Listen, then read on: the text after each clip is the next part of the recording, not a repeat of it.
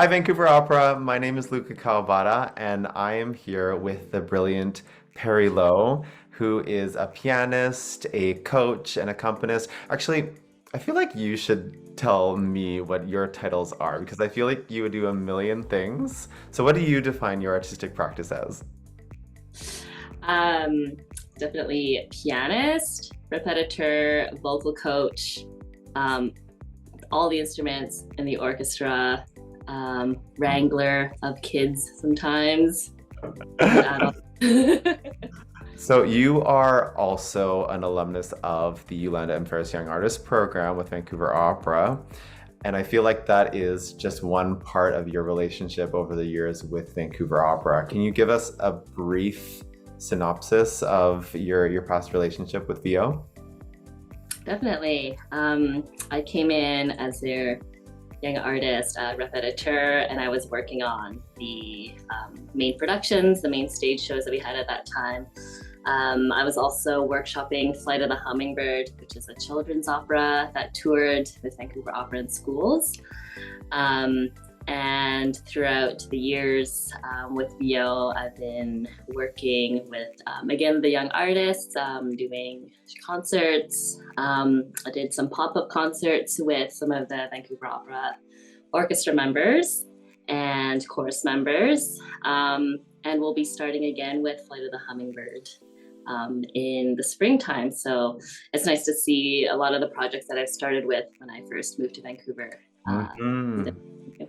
They're all coming back. And you're playing in the rehearsals for Magic Flute at the moment as Yeah. well, right?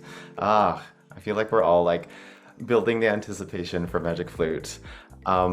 So you moved to Vancouver for the Young Artist Program and then stayed here afterwards, right? Yeah. Yeah. What would you say is your favorite area of the city? Obviously, the area that I live in, Mount Pleasant, the best, most quaint area. There are about five other residents in my neighborhood that walk their cats. So that says it all. And you have a cat, right? Yes, Yeah. Mochi. The star Mochi, the singing legend. He's a whole other podcast. Yeah. Yeah, exactly. Do you have any suggestions or recommendations in your area or in the greater Vancouver area of your favorite restaurants that you can give us? Mm. Um, yes, on Broadway, Broadway and Quebec, there is a congee noodle house. It's Ooh. called Congee Noodle House, Okay. and it's famous apparently, told through by my aunt who's lived here her whole life. And actually, during pandemic, the parking lot in the back had sunken in, and so it was closed pre-pandemic and then closed throughout the pandemic.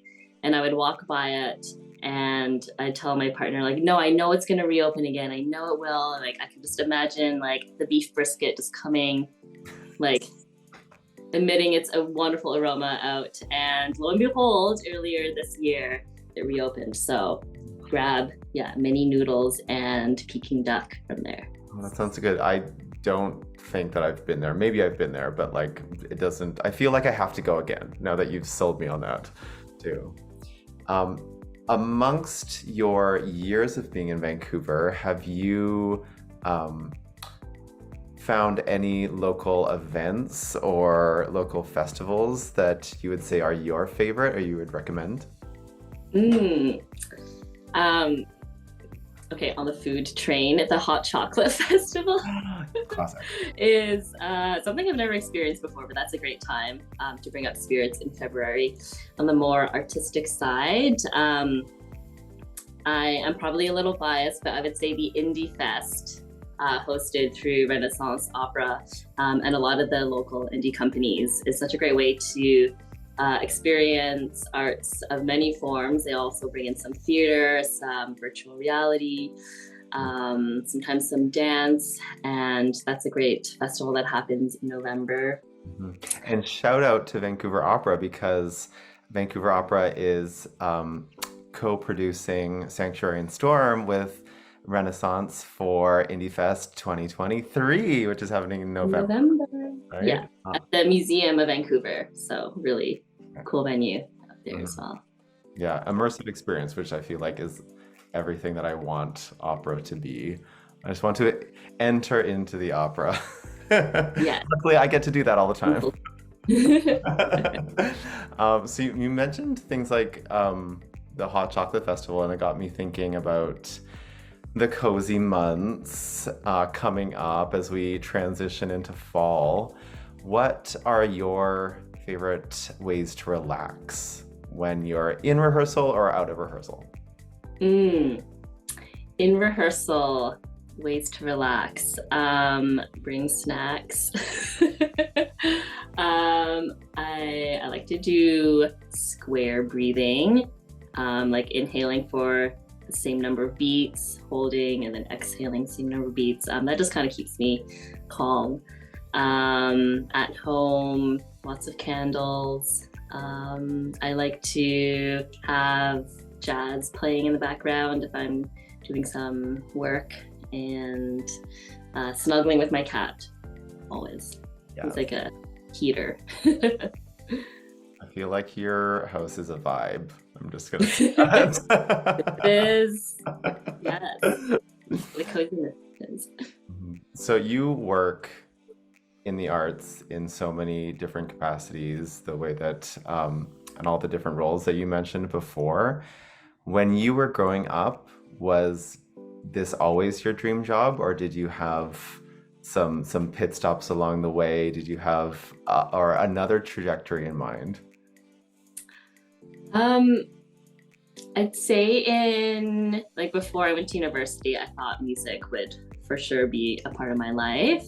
Um, I went to Western for my undergrad, and at the same time I was studying music, I also did a minor in math. So I thought maybe actuarial science or something with like math theory would be something I'm interested in. Hmm. Both like obviously very niche career paths. So I'd say I'd have challenges today if I also chose a math career. Yeah. But then recently I was thinking about the work that I do with opera and with ballet, and I've always wanted to work in both fields. So I'm really um, grateful for where my career has taken me today and being able to do both. That's amazing. Well, both math and opera involve a lot of counting, especially when you're at the piano, right? So I guess, or subdividing, right? So you're using those math brains at the regardless of what your official title is. Always Would you say that this is one of the most challenging parts of being a musician? counting. Yeah. Yes, I that and like just staying like focused. Like sometimes, especially in like a staging rehearsal, you're just kind of like drawn with what's happening on stage, and then trying to like maintain that focus and yeah, follow the conductor Yeah. always. Yeah. It's all there. I feel like there's so many. I feel like there are many studies that have said this, but how a musician's brain taps into like the most areas, as everyone's trying to be expressive, be artistic, but also be very logical at the same time. Is there a way that music serves you, or what role, I should say, does music serve you outside of your professional life? Mm, that's a good question. I think it serves me in understanding or trying to understand people, anyone I meet or that I know, because music is so communicative and you're always working with many musicians and artists. And in a rehearsal space, meeting new people and trying to see what they want to bring out artistically and supporting that definitely translates to everyday, like, yeah, just being a good human and Mhm. being a good neighbor. Yeah. Oh, I love that. I feel like we should put that on a poster and make music education a priority for exactly that reason. Hmm. Yeah, way more than just the notes on a page. For sure. Mhm. And I'll second that because I think when you're in a rehearsal room, people have an understanding of each other that's higher than the fact that they've just met that day, maybe. They're communicating and emoting on a whole different level. Um, but yeah, that's very interesting, and I think a lot of food for thought for all of us. So we know that you are working on flute right now. You're also a very active recitalist with all of your different collaborators all over the Greater Vancouver area and beyond. Do you have any projects that are coming up in the near future or not too distant future? um, I think I can say this with confidence now that we, well, you and I have been co-hosting and producing the opera pubs, which, speaking of cozy vibes, that is something that feels really great to bring in to the wonderful Fabrique St. George Winery. So those monthly opera pubs are things that I really look forward to bringing back. Um, and I will also be working on Sanctuary and Storm in with the Indie Fest in November. And then doing a little tour with Jessica McMahon, who is a flautist, and she's releasing an album coming up in the first week of November. So we'll be touring that in BC and Alberta. So.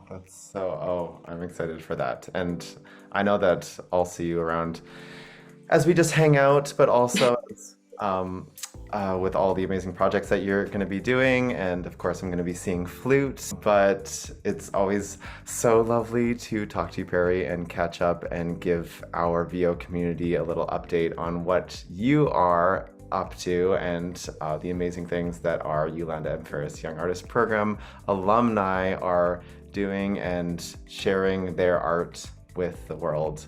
So thanks for chatting. Thanks, Luka.